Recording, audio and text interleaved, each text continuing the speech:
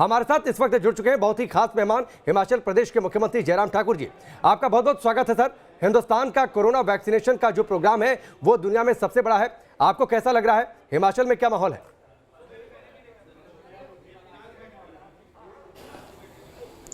स्वाभाविक रूप से हिमाचल प्रदेश में हमने इसकी पूरी तैयारी की है। पूरा देश इस वैक्सीन का स्वागत कर रहा है, अभिनंदन कर रहा है, क्योंकि कोविड के कारण सारा देश प्रभावित था बुरी तरह से, और इसलिए इससे निजात मिले, जल्दी मिले, इस सबकी इच्छा थी और वो इच्छा हमको लगती है कि वो पूर्ण होने जा रही है। बिल्कुल सर, इस बीच आपसे ये भी समझेंगे कि अभी भारत सरकार को प्रोटोकॉल है कि पहले हेल्थ वर्कर्स और फ्रंटलाइन वर्कर्स जो है उन्हें ये टीका लगा दिया जाएगा, लेकिन आम लोगों के जहन में सवाल और भी है कि आखिर उनका नंबर, मेरा नंबर कब आएगा, ये उनके जहन में सवाल है।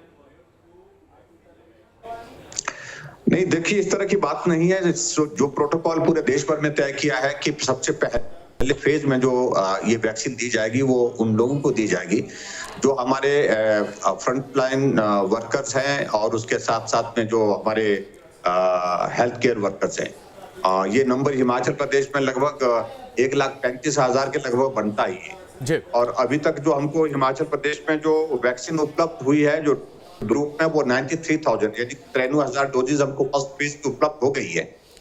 तो हमारी कोशिश यही है कि फर्स्ट फेज में जो तय हुआ है उसके मुताबिक ही जो हमारे कोरोना वॉरियर्स हैं, जिसमें दो category particular front line workers और उसके साथ साथ में हेल्थ केयर वर्कर्स, इनको प्राथमिकता के आधार पर, क्योंकि वो अपने जीवन को जोखिम में डाल करके ये सारा काम कर रहे हैं, वो अच्छी तरह से करें। और उसके बाद फिर आगे का ये क्रम जो है चलता रहेगा। वैक्सीन जो है वो फेजेस में चलती रहेगी और बाकी लोगों का जब नंबर आएगा उस फेज के मुताबिक उसको किया जाएगा, उसको पूरा किया जाएगा। ठीक है।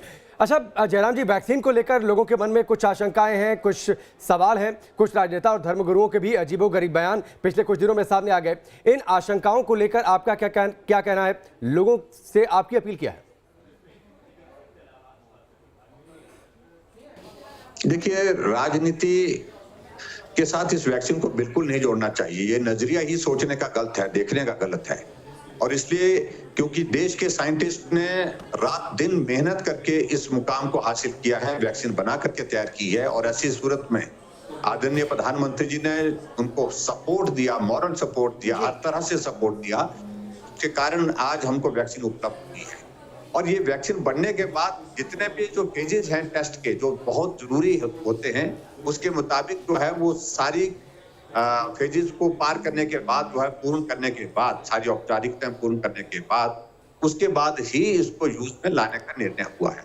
इसलिए इस पर पॉलिटिकल लोगों को कोई कमेंट नहीं करना चाहिए, भरोसा करना चाहिए, विश्वास करना चाहिए अपने देश के साइंटिस्ट पर, जिन्होंने रात दिन मेहनत करके इस वैक्सीन को बना करके तैयार। जी बिल्कुल, देश के वैज्ञानिकों पर एक भरोसा होना चाहिए। सर, इस बीच आपसे ये भी समझना चाहेंगे कि नेपाल, ब्राजील जैसे कई देश हैं जो भारत की वैक्सीन पर उम्मीद लगाए हुए हैं। पूरी दुनिया में भारतीय वैक्सीन का डंका बज रहा है। बतौर भारतीय नागरिक आप इस बारे में क्या कुछ सोचते हैं?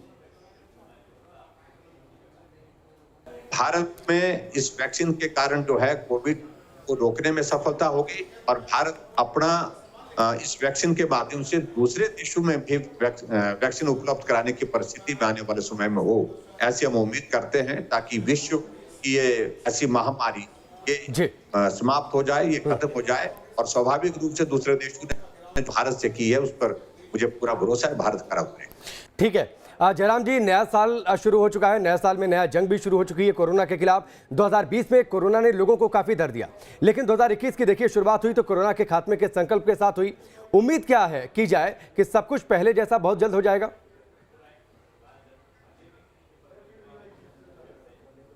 हम उम्मीद करते हैं कि 2021 अब कोरोना मुक्त हो जाएगा, क्योंकि एक तो पूरे देश भर में के मामलों में लगातार बड़े स्तर पर गिरावट भी आई है, और उसके साथ साथ में हम ये भी देख रहे हैं कि बड़ी संख्या में जो लोगों की मृत्यु हो रही थी उसमें भी बहुत बड़ी कमी आई है, और वो अच्छी बात है। बिल्कुल, और ये भी आपसे समझना चाहेंगे कि वैक्सीनेशन ड्राइव के साथ ही देश में कोरोना को हराने का जो ये अभियान है, जाहिर सी बात है शुरू हो चुका है। आपके राज्य हिमाचल प्रदेश का जिक्र करें तो यहाँ वैक्सीनेशन को लेकर क्या कुछ तैयारी है?